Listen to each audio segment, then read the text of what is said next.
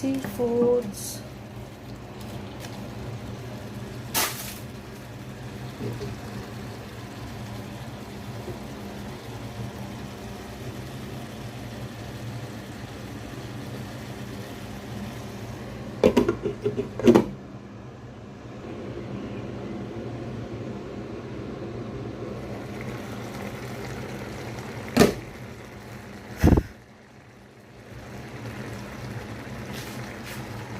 Maglagay na tayo ng oyster sauce.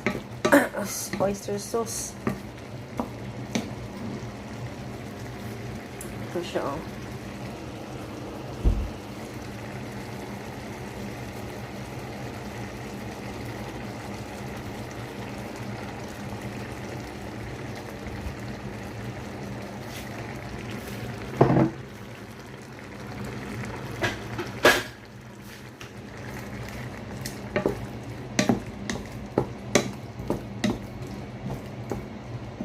Walang masyadong asin yan, guys, kasi ang oyster sauce, medyo maalat din yung oyster sauce.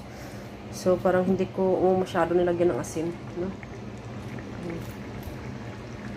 Oyster sauce pa na, maalat na siya, eh. Pakuluin natin yan ng kunti.